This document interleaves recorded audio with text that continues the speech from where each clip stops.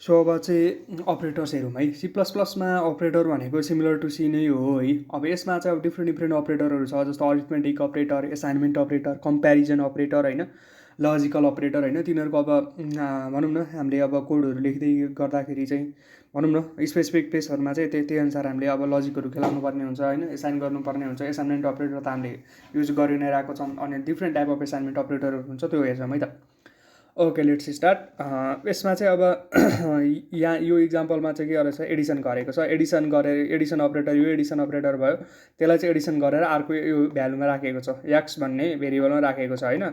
भनेपछि के हो भन्दाखेरि यो भनेको चाहिँ के हो भन्दाखेरि यो एडिसन अपरेटर भयो है। त्यस्तै गरी अब हाम्रो अब अपरेटरहरू हेर्दाखेरि सी प्लस प्लसमा यस्तो अपरेटरहरू छ है। के अपरेटर छ भनेपछि चाहिँ एसाइनमेन्ट, यो कम्प्यारिजन, बिटवाइज अपरेटर होइन, divides bitwise operator, logical operator होइन, बिटवाइज गर्नेहरू भयो होइन। त्यसपछि गएर यो कम्प्यारिजन अपरेटर हामी अब हेर्दै जान्छौँ। सुरुमा अरिथमेटिक अपरेटर हेरौँ। अरिथमेटिक अपरेटर चाहिँ यो भनेको थाहा छँदैछ, एडिसन दुईवटा भ्यालु रेड गर्छ, सब्ट्र्याक्सन एउटा भ्यालुबाट अर्कोलाई सब्ट्र्याक्ट गर्छ, मल्टिप्लिकेसन दुईवटा भ्यालुहरू मल्टिप्लाई गर्छ, डिभिजनमा चाहिँ अब एउटा भ्यालुलाई अर्कोले डिभाइड गर्छ। मोडुलस भनेको चाहिँ सिमिलर टु डिभिजन, तर यसले के गर्छ भन्दाखेरि त्यो एउटालाई अर्कोले डिभाइड गर्दा आएको जुन रिमाइन्डर छ त्यो रिटर्न गर्ने काम गर्छ होइन। अनि इन्क्रिमेन्ट अपरेटर भनेको यो प्लस प्लस छ भने, जस्तै एक्स प्लस प्लस छ भने एक्सको भ्यालुमा 1 इन्क्रिमेन्ट गरिदिन्छ। सिमिलर टु द्याट यो माइनस माइनस छ भने डिक्रिमेन्ट अपरेटर भयो। यो डिक्रिमेन्ट अपरेटर भनेको चाहिँ त्यो एक्सको भ्यालु चाहिँ 1ले के गर्छ भन्दाखेरि चाहिँ गर्छ, यो माइनस माइनस एक्स भन्ने यसरी है, plus plus X minus minus X, अथवा X plus plus X minus minus एउटै कुरो। यसमा चाहिँ के गर्छ भन्दाखेरि डिक्रिमेन्ट गर्ने काम गर्छ है। यो त भयो हाम्रो के भयो भन्दा अरिथमेटिक अपरेटर। अब हामी हेरौँ एसाइनमेन्ट अपरेटर। एसाइनमेन्ट अपरेटरहरू चाहिँ कस्तो हुन्छ भन्दाखेरि चाहिँ नि भ्यालु एसाइन गर्छ। जस्तो एक्स इक्वल्स टु 10 है, यो इक्वल्स टु जुन छ एउटा मात्रै इक्वल्स टु भयो भने के हुन्छ भन्दाखेरि यो चाहिँ के हुन्छ भन्दाखेरि अपरेटर हुन्छ है। जस्तो चाहिँ एडिसन एसाइनमेन्ट यस्तो हुन्छ है। एडिसन एसाइनमेन्ट चाहिँ अब प्लस इक्वल्स टु गरेर अब हामीले प्लस प्लस गर्दाखेरि के थियो, 1 इन्क्रिमेन्ट गर्यो भने प्लस इक्वल्स टु गऱ्यो भने जति नम्बर छ त्यतिले चाहिँ एड हुन्छ है त्यही भयो है। अब यो चाहिँ के भन्दाखेरि सब्ट्र्याक्सन एसाइनमेन्ट भयो, मल्टिप्लिकेसन एसाइनमेन्ट भयो, त्यही अब माइनस गर्नेले सब्ट्र्याक्ट गर्ने भयो, एक्स माइनस 3 हुने भयो। अब मल्टिप्लिकेसन छ भने मल्टिप्लिकेसन भयो, त्यसपछि डिभिजन छ भने डिभिजन हुने भयो होइन। त्यसपछि मोडुलस भने मोडुलस हुने भयो। यो भनेको एन्ड भयो। एन्ड भनेको के हुन्छ भन्दाखेरि बिटवाइज हो क्या। यो चाहिँ बिटवाइज भनेको अब एन्ड भनेको चाहिँ यसलाई अब 3 को चाहिँ यसलाई के गर्ने, यसको बाइनरी फर्ममा लाने, त्यसपछि एक्स कति छ त्यो बाइनरी फर्ममा जान्छ। अनि एन्ड भनेको एन्ड अपरेटरले कसरी काम गर्छ भनेको दुइटै सेम भयो भने त्यो रिटर्न गर्छ, होइन भने 0 रिटर्न गर्छ। जस्तो 1 1 भयो भने 1 रिटर्न गर्यो, 1 0 भने 0, 0 1 भयो भने 0 रिटर्न गर्छ होइन। एन्ड अपरेटर त्यसरी काम गर्छ है। त्यसपछि यो भनेको अर अपरेटर भयो, एउटा मात्रै 1 भयो भने चाहिँ 1 हुन्छ होइन। यो भनेको चाहिँ के हो, यो भनेको चाहिँ यो चाहिँ एक्सओआर भयो क्या।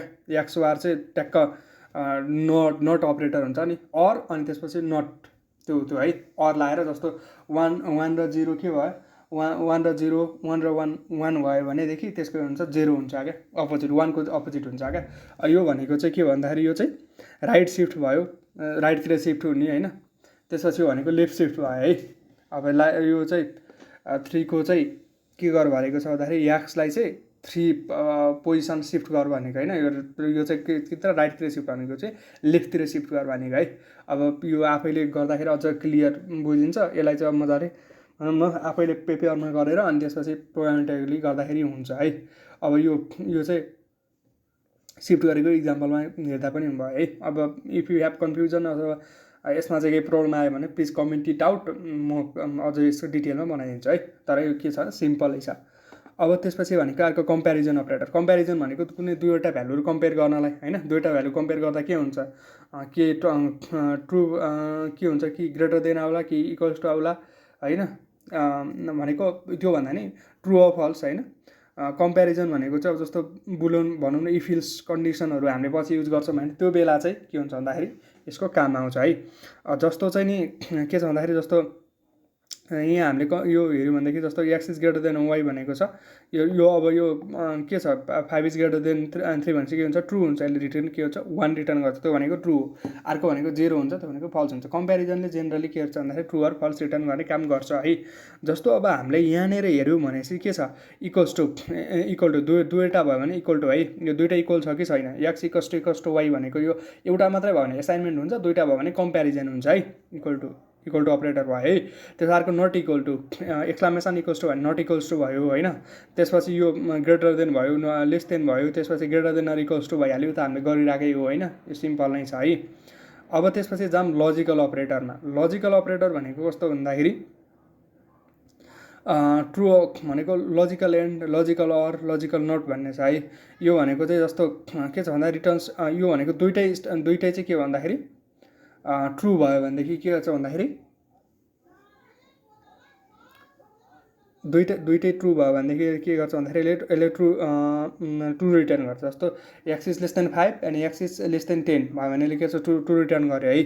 अब लजिकल अर भनेको चाहिँ अब दुईवटा मात्रै एउटा स्टेटमेन्ट ट्रु छ भने यसले ट्रु रिटर्न गर्छ। जस्तो चाहिँ यहाँ यो ट्रु भयो भने पनि अथवा यो दुईवटा मात्रै एउटा ट्रु भयो भने के गर्छ यसले ट्रु रिटर्न गर्छ है।